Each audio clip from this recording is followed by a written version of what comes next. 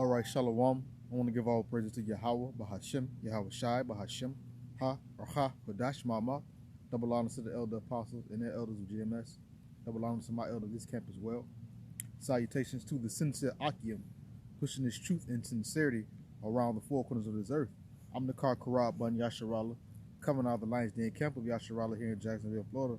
And today I'll be coming out with a little quick lesson. I won't be before you too long, but it's called a sinful man. We already know a sinful man is somebody or a man that goes contrary to the scriptures, the words, the wisdom of Yahweh Bahashim Yahweh Shai. And of course, I'm using this depiction. You already know, who I'm talking about. 2/3 of our people, they're sinful as well. But pertaining to, one in particular, is a sinful man. He goes in direct opposition of the scriptures. This is Proverbs 29, verse 1. It says, "He that being often reproved hardeneth his neck shall suddenly be destroyed, and that without remedy." So, he that's often being reproved, they hardeneth their neck. When you constantly telling them, about what's going on, 2/3 of our people are guilty of this too. You constantly telling them what's right, telling them what they're doing wrong, they harden their neck. When they get hard-headed, they don't want to listen, they close their ears, they stop their ears from hearing the correction. But suddenly, they're going to be destroyed. And that's what's going to happen to, the sinful man. 2/3 of our people as well. Suddenly, meaning without warning, without notification, they're going to be destroyed, because when we bring out these scriptures to rebuke Esau, we're also rebuking 2/3 of our people as well. So when they're constantly hearing this and they're constantly hearing the truth, they harden their neck, meaning they become all that much more sinful and disobedient towards Yahweh Bahashim Yahweh Shai. And for Esau, the sinful man, he's already contrary to the scriptures. So the more we speak about these scriptures, the more he sits back and he comes up with all manner of wickedness and wicked decrees to try and demonize the true men of the Lord, to demonize the truth, using slick words and cold words like black Hebrew Israelites. When time and time again, the true men of the Lord have stated this point.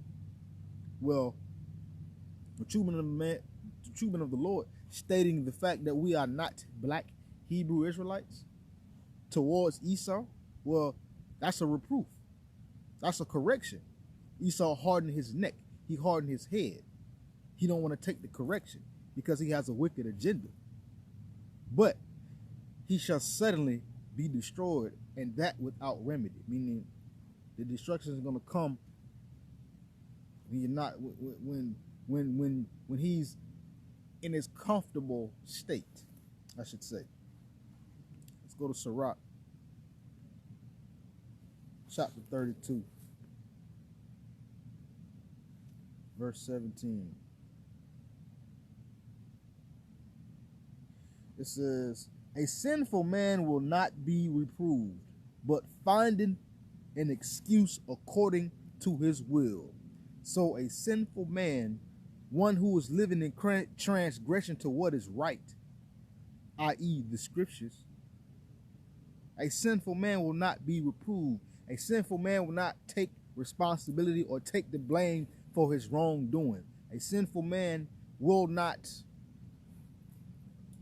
receive correction and fix his errors, but finds an excuse to continue doing according to his will, will find an excuse to continue in sin, to continue not living or not doing right.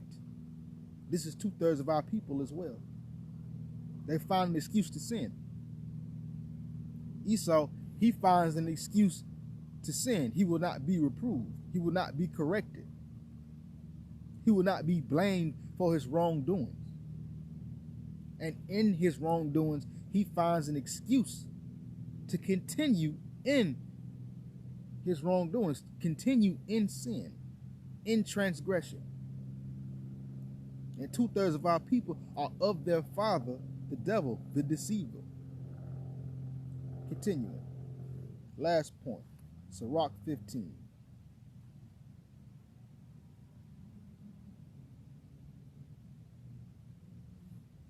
Verse 20.